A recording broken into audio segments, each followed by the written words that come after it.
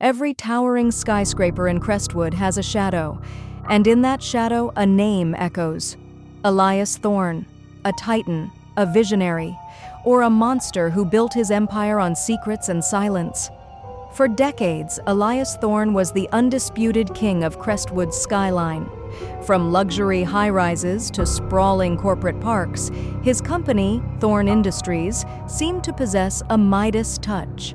But behind the gleaming glass and steel, an unsettling pattern began to emerge. Thorne had an uncanny ability to acquire prime properties, often from small, family-owned businesses that had resisted selling for generations. Suddenly, these owners would face insurmountable legal battles, crippling code violations, or even mysterious accidents that forced them to sell at rock-bottom prices. Remember the Hawthorne Block? A beloved diner, a hardware store, and a small bookstore, all standing firm against Thorne's initial offers for his ambitious new financial district. Then the diner's owner, old Mr. Henderson, suffered a series of devastating health setbacks, his business inexplicably failing inspection after inspection. Within 6 months, the entire block was Thorne's. Coincidence?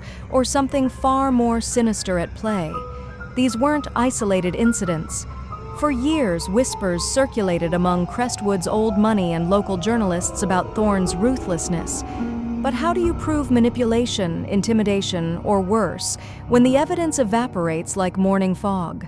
Thorne's legal team was a fortress, silencing accusations with ironclad NDAs and endless litigation. Nobody dared to cross him. Until Sarah Chen, an investigative journalist for the Crestwood Ledger, decided to look beyond the headlines. She started connecting dots, not just financial transactions, but the curious string of unfortunate events preceding every major Thorne acquisition. Her initial findings were chilling, but purely circumstantial. How do you unmask a ghost? The pivotal moment in Thorne's dark ascent and eventually his unraveling was the acquisition of the historic Finch Foundry. Arthur Finch, a stubborn, proud man, refused to sell his family's century-old business, even as Thorne's lavish new waterfront development promised to engulf it.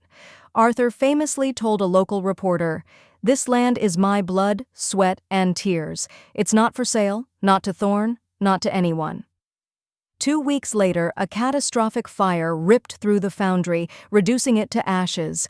Investigators ruled it an electrical malfunction, a tragic accident. But Arthur Finch, who had carefully maintained his equipment for decades, insisted it was no accident.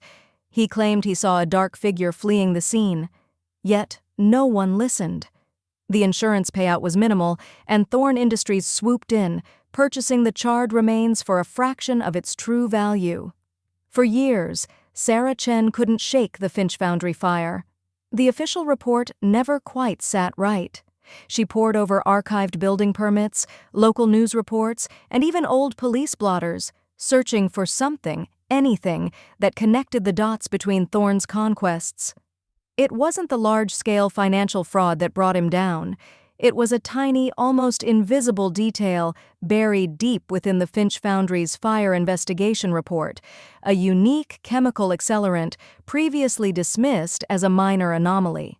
Sarah discovered that this exact accelerant had been found at 2 other accidental fires preceding Thorne's property acquisitions years earlier, both also ruled accidental. The common thread wasn't just the accelerant, but the specific, uncommon brand and supplier. Sarah meticulously traced the purchases of this particular accelerant to a shell corporation with direct, albeit hidden, links to Thorne Industries. This wasn't just arson, it was a signature. A small-time arsonist, desperate for money, caught years later on an unrelated charge, provided the final, damning testimony. He confessed to being hired multiple times by intermediaries, always under strict instructions, always for properties Thorne wanted. His payments were untraceable, his orders anonymous, but the pattern was undeniable. Elias Thorne, the man who built Crestwood, had systematically dismantled lives and livelihoods, orchestrating tragedies to build his empire. The Obsidian Empire, built on fire and fear, finally crumbled.